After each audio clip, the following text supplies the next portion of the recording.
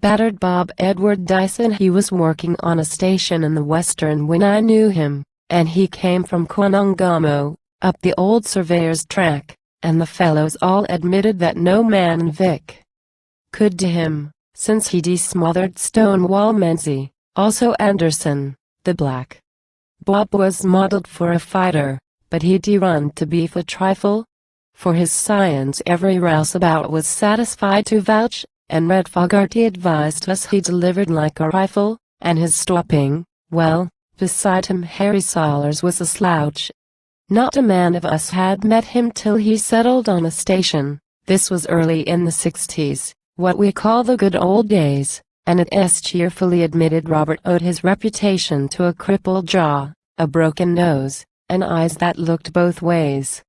We were certain on the face of it our guess was not an error. Every feature of his face was marked, his chin was pulled askew, and the critic passed the office. Bet your buttons he is a terror.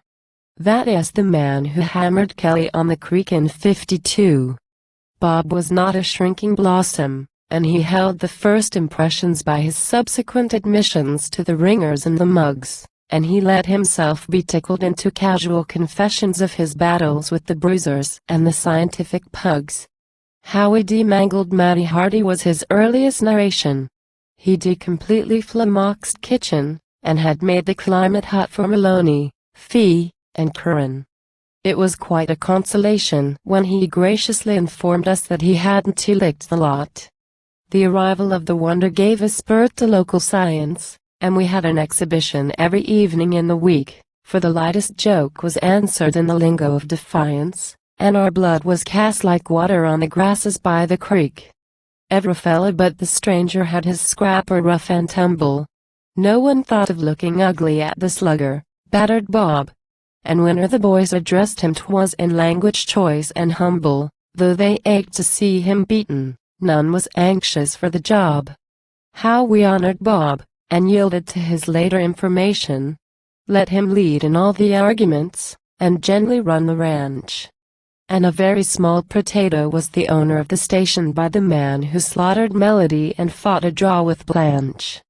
Battered Bob became our champion, our boss, and by degrees he sent his fame down to the Wannon, and right up to Spooner's Gap, and he scooped the honors smiling, and he held them just as easy, for we'd never seen him shape yet, and he hadn't fought a tap.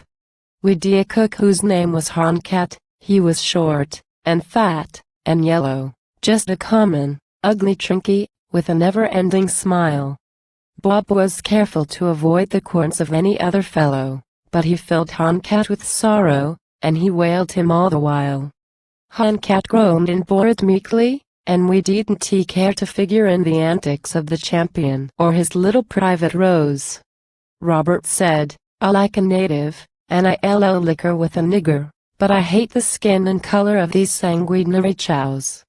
On a certain Sunday morning Robert slyly cut a section off the pigtail of the pagan. 'Twas harness glory and his pride, but the trouble that came after is his saddest recollection, and the boys were so disgusted that they very nearly died. Honkat wept a while, and then he turned and scowled as black as thunder, and he cursed the grinning spoiler till he had to stop for breath, when he shaped up like a Christian, and he waltzed into the Wonder. We arranged a ring, and waited for the heathen's sudden death. Oh, the sorrow of that Sunday! Oh, the shame and degradation! The chaps were simply paralyzed, and everyone was dumb, for the heathen pushed the battle in the fashion of our nation, and he countered in a way that made the Wonder fairly hum.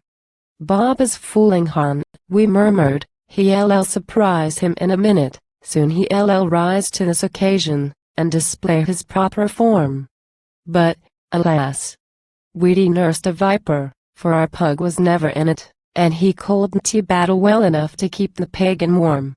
Honkat beat our battered champion, beat the conqueror of Menzie, and he towed him round the paddock like a dummy stuffed with hair, and we never stirred to interfere and stop the trinky's frenzy when he jumped upon the Wonder in a manner most unfair. You must fancy all our sorrow, and our shame and indignation, for pen can never tell how horrified we felt. In the morning little Finny, for the credit of the station, hummed on in stylish fashion with one fist tucked in his belt.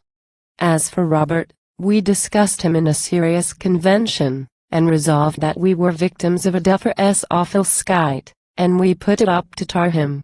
But he dropped to our intention, and he skipped, without a character, for Hamilton that night.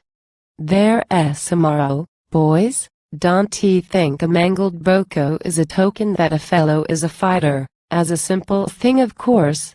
Like Battered Bob, he may have had his features bent and broken through his carelessness when drunk and being walked on by a horse.